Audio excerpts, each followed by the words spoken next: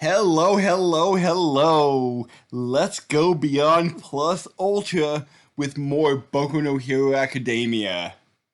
Beyond or before? Good question. I don't look, man. All right. I don't know. I don't know anymore. I'm too blinded by the darkness. The darkness. The darkness. Wah. Oh my god. The way on the winds has returned. Deep cut callback. That's all he is anymore, is just on the winds. He's gone. So this was a good matchup. Darkness against darkness. I'm I'm curious. Because the way I initially read I'm blanking on his name. Crow something. Yeah, I'm blanking on his name, but Dark Boy or Dark Vestige or whatever his name is. The way I read the power was that he could move the darkness he was in around if it was able to move, right? So am I understanding it correctly in that, say he's dropped himself into the shadow of a basketball, can he move the shadow around and then physically force the basketball to move? I'm not sure. Like, can he move that shadow of a basketball and that forces the actual basketball to move?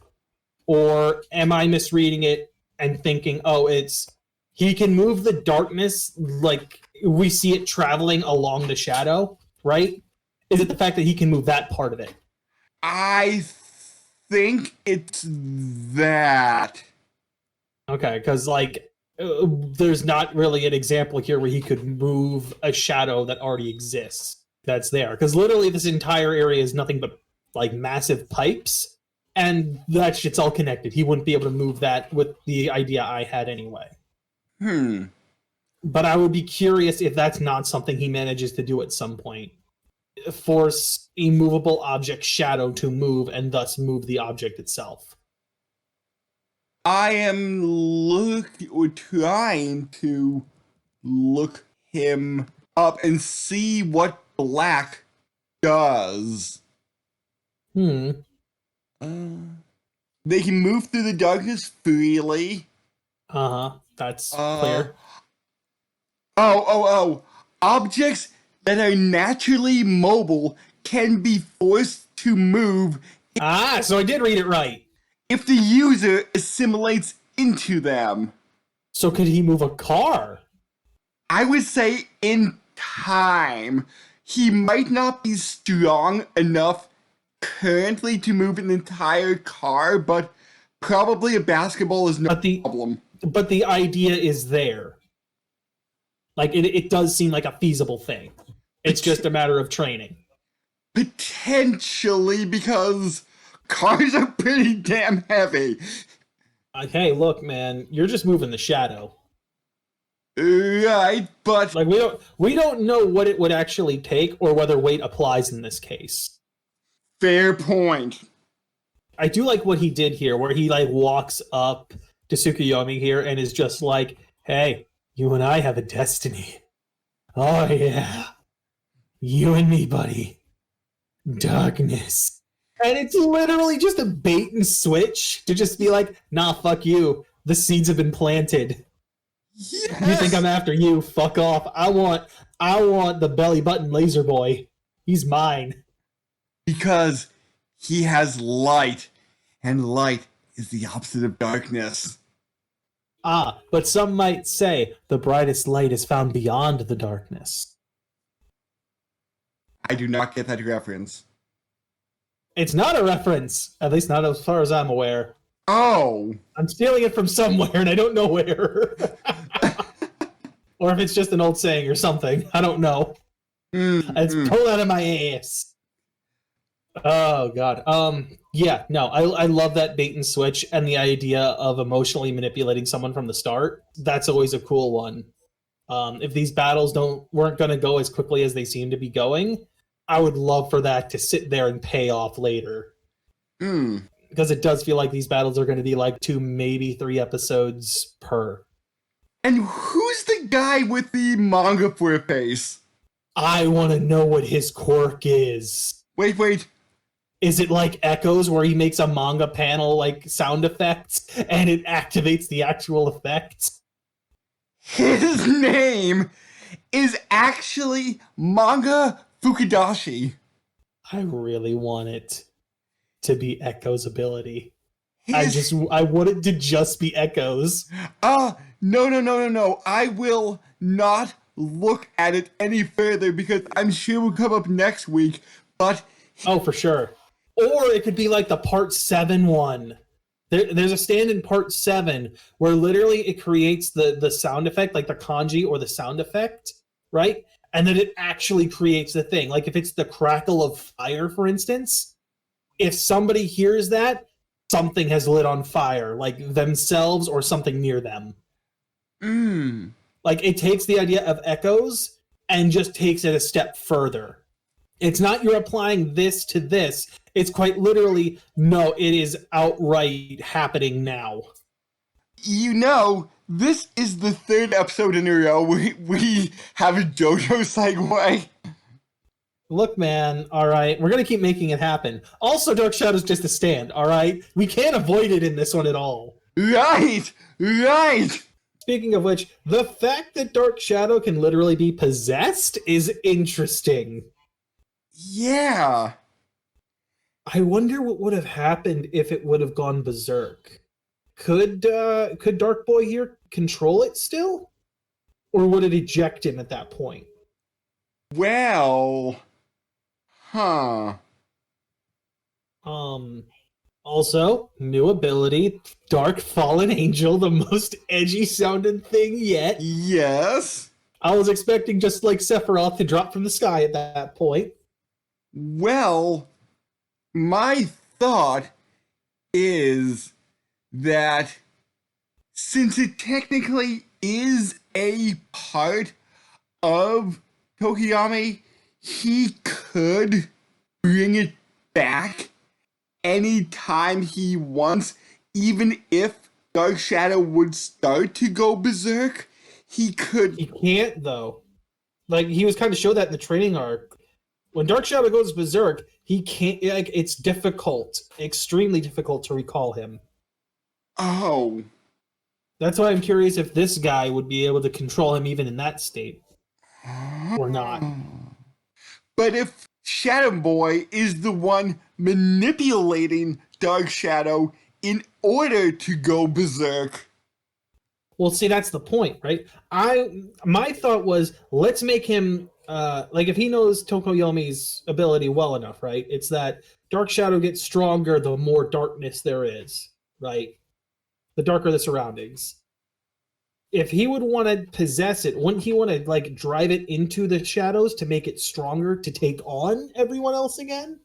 Obviously, here he had a different plan in general, but if this was a different situation, you would want to make Dark Shadow as strong as possible in order to just overwhelm your opponents. Yes. And even if you would get kicked out at that point, it wouldn't really matter. As long as you can slip away, Dark Shadow's going berserk on the enemy. What happens if down the line it is a controlled berserker state?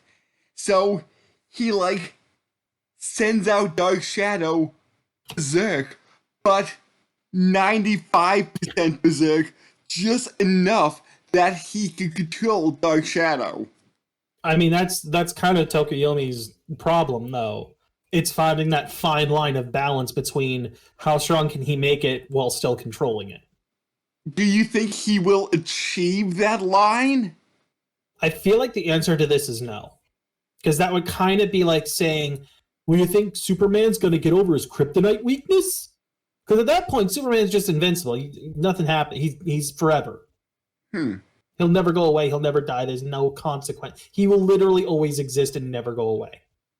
Each and every hero needs to have at least something. And in Superman's case, it's, well, here's the obvious weakness and the only weakness. In Tsukuyomi's case here, it's Dark Shadow losing control. Do I think he'll ever get 100% control permanently? No, I don't. I don't think that's ever going to happen or be possible. It would make him too powerful. Yes, you can make the argument of he's still a long-range fighter and not a close-range fighter. However, we've also seen that he has the ability to like cover for that a bit when he's coating himself in Dark Shadow.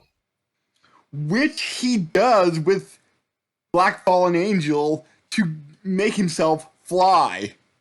Yes, he literally uses the innate ability of Dark Shadow to just float in order to carry himself.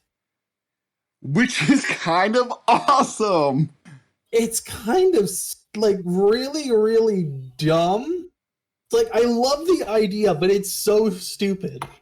Because it means, well, like, the question here, right, it is like, how much can Dark Shadow actually carry? 1. 2, this is literal perpetual motion then. Like, how is he moving at all?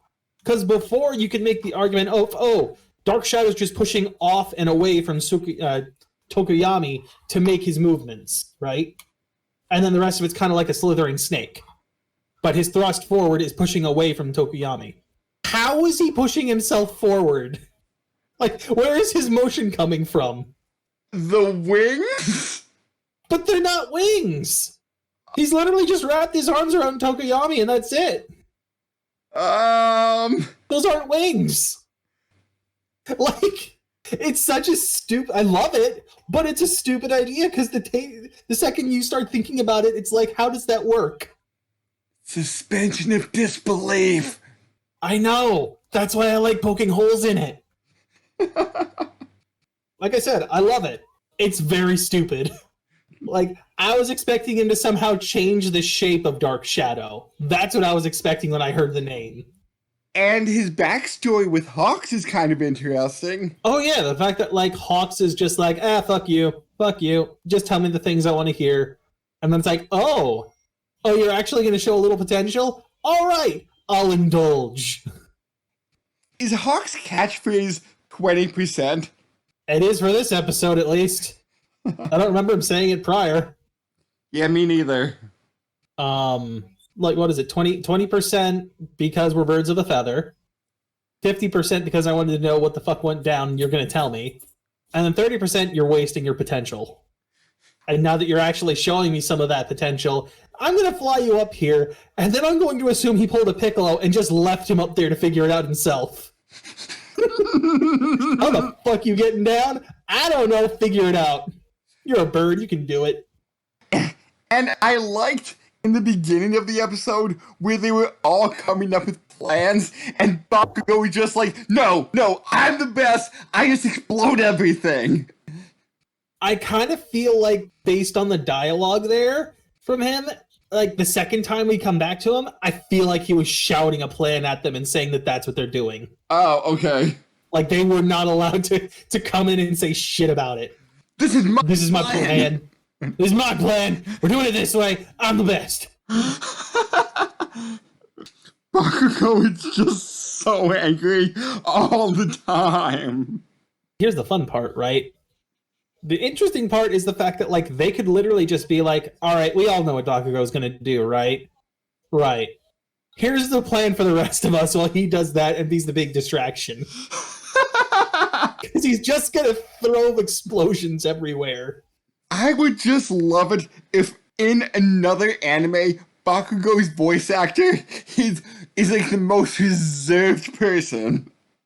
That would be an interesting way to flip the dynamic, yes. Still uses Bakugo's voice, but is just very calm. But interestingly enough, after Plan A fails... Oh, we should also mention that, like, Kendo, the team leader for Class B, is very interested in taking down Momo. And I don't mean the lemur. Yaoyuzoru, that's her last name. But yeah, she's real interested in taking her down because she seems like she was not exactly happy that they were put together in this whole looks ad thing where they were on the job site training. Mm-hmm. She felt like she was being lumped in with someone that she was not. She did not get. I don't know. Didn't get along with. Didn't like the way she did. I'm not 100% sure. I'm sure we'll get more of that next episode. Either way, she wants to take down Yaoyorozu, which I'm curious how that's going to work. It looks like it's going to be interesting, but I'm curious. Because, I mean, Yaoyorozu could just create literally anything? So, how are you going to fight it with big flat hands? Yeah.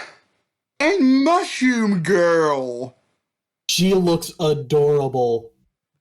I want to know what her quirk is, besides is it just to spread mushroom spores and have them grow real quick? Or, Like, what exactly is her quirk? or is it, oh, who was that from Anne from Dorohedoro? You're going to have to remind me, it's been a minute. He was the guy with mushroom magic. Oh, N, right, got it. So... Well, he just turned people into mushrooms, though. That was about it. Like, there was a bit of variety in there, but mostly you just saw him turn people into mushrooms. Or things. This does not seem to be the case here. So she can't turn people into mushrooms, she just spreads mushrooms. It seems like that's the case. Oh, but if it... Ooh. Because a mushroom is a parasite. Kind of. Would it be that it sucks, like, the nutrients out of a person it spawns on? And in the case of Yaoyorozu, that would really suck, because that's her supply line for creating things. Is like, I forget exactly what it is, her lipids or something like that? If the mushrooms siphon that from her, she's got nothing. Right. That would be interesting. That'd be a hard counter to her ability if it happens before she can stop it. I guess the mushrooms could also maybe block up Naval Laser Boy if they spawn on his belt. Because it wouldn't let the light out. Interesting. Spawn mushrooms on the eyes. They can't see anymore. Oh my god, that would be horrifying. It would be, but it could work. I don't know. I'm curious. Whatever she can do, she can spawn mushrooms like crazy. And she looks adorable while doing it. Yeah, no, we basically see them being led back into what is supposedly Plan B, and that's pretty much it. After we see Dark Shadow just propelling somehow Tsukuyomi in the sky. I don't know. Oh boy.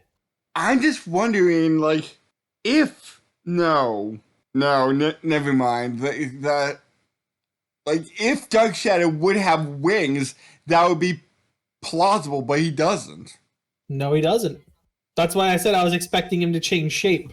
It would look way better if Dark Shadow just kind of like merged himself with Tsukuyomi like we saw before when he was with Hawks, right? Like as an armor, and instead of the arms getting coated, those arms are now wings. Like, you can still keep the cloak idea to keep him shadowed, but, like, that would have been the best option, I think. Because as far as we know, Dark Shadow isn't a physical mass, like, that we can tell. Like, he is there and he can do, like, physical damage and shit, but it seems like he's not weighted, let's say. So he is a stand. Let's just go with that, but people can see him. Yes. So is he... I mean, hell, sorry, I'm jumping back to JoJo for a second here. When we saw the Jotaro versus Dio fight and it looked like they were flying, it was literally because they were punching and kicking themselves off of, like, buildings and shit.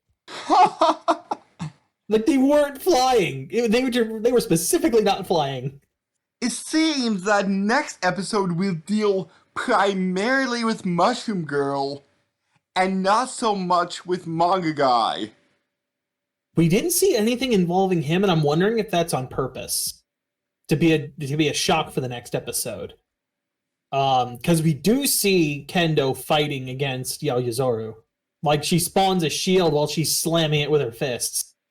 I'm sorry, I have to imagine Manga Boy's gonna be doing something. So I'm hyped for the next episode. I want to know what Manga Boy does. I want it to just be comic book sound effects that are, like, in the shape of the sound effect that he throws at people, and then the sound effect just happens. Like, the sound effect of a punch, and the guy gets punched with, like, invisible ghost powers. Invisible punching ghost. The automatopoeia becomes real.